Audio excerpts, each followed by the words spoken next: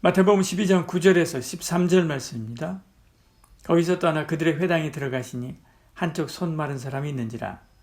사람들이 예수를 고발하려 하여 물어 이르되 안식일에 병 고치는 것이 옳으니이까. 예수께서 이르시되 너희 중에 어떤 사람이 양 한 마리가 있어 안식일에 구덩이에 빠졌으면 끌어내지 않겠느냐. 사람이 양보다 얼마나 더 귀하냐. 그러므로 안식일에 선을 행하는 것이 옳으니라 하시고, 이에 그 사람에게 이르시되 손을 내밀라 하시니 그가 내밀매 다른 손과 같이 회복되어 성하더라.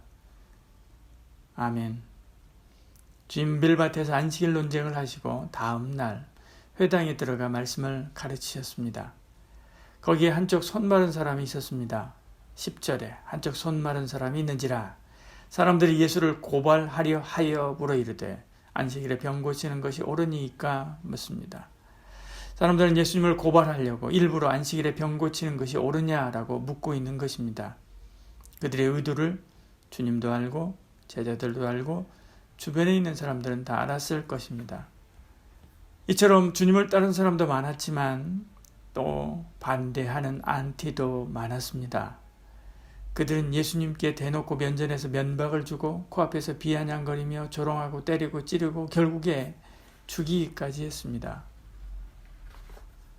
하물며 우리에게 안티가 있는 것은 당연합니다.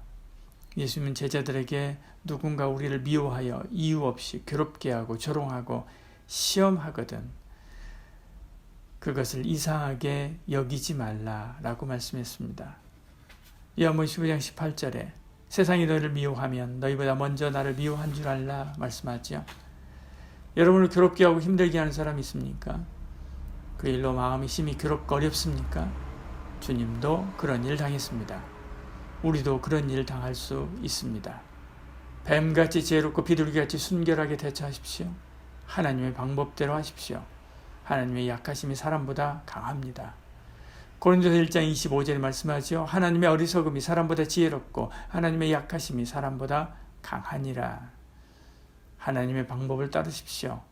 그러면 지혜롭게 극복하도록 도우실 것입니다.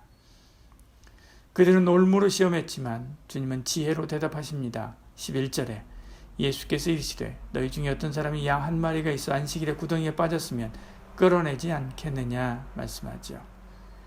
탈무드에는 안식일에 동물이 웅덩이에 빠지면 어떻게 하는지 언급되어 있습니다. 동물이 위급할 때는 건져내고 그렇지 않으면 거기에 음식물을 갖다 주어 안식일을 지낸 다음에 꺼내도록 했습니다. 엄격하게 말하면 음식물을 가져다 주거나 웅덩이에서 꺼내주는 그런 행위는 안식일을 범하는 것입니다. 그런데도 그들은 그것을 예외라고 생각하고 묵인하고 있었습니다. 반면 사람에 대해서는 엄격하게 대했습니다. 안식일에 치료하는 행위를 전면 금지한 것입니다. 분명 사람이 양보다 귀한데도 양의 구조는 인정하면서 사람에 대한 구조는 허락하지 않은 것입니다. 그들의 재산인 양을 사람보다 더 귀하게 생각하기 때문입니다. 거라사 지방에서 귀신 들린 사람을 치료했을 때 돼지떼를 잃은 사람들이 주님이 떠나가기를 간구합니다. 한 사람을 더 치료했다가는 더 많은 돼지를 잃을지 모른다는 불안 때문입니다. 돼지가 사람보다 귀했던 것입니다. 그러나 주님은 달랐습니다. 마태복음 12장 12절에 사람이 양보다 얼마나 더 귀하냐. 그러므로 안식일에 선을 행하는 것이 옳으니라 이렇게 말씀하죠. 주님은 사람이 중요했습니다. 13절에 이에 그 사람에게 이르시되 손을 내밀라 하시니 그가 내밀매 다른 손과 같이 회복되어 성하더라 이렇게 말씀합니다. 이처럼 우리도 사람을 가장 중요하게 여겨야 됩니다. 인간은 상품이 아니고 인간은 부품이 아닙니다. 그런데 개인은 자기를 상품으로 소개하고 기업은 우리를 부품으로 다루려고 합니다. 자본주의에는 인간의 살과 피가 없습니다. 온정과 사랑과 끈끈한 관계가 없습니다.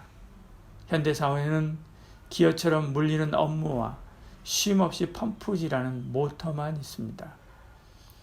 그러니까 얼마 전에 택시기사가 119 구급차를 가로막고 사람이 가지 못하도록 그렇게 했던 것이죠. 자기의 손해나는 그것 때문에 사람의 생명을 경시한 것입니다. 그러니까 이익이 1%만 더 나도 30년, 40년 자기 직장 동료를 거리로 내몰 수 있는 것이죠. 이것이 우리의 비극입니다. 주님은 그러지 않았습니다. 한 사람을 위해서 99을 포기할 수 있습니다. 한 사람을 위해서 기업의 99%의 이윤을 포기할 그런 사장이 어디 있습니까? 주님은 그렇게 한 것입니다. 우리도 그렇게 해야 합니다.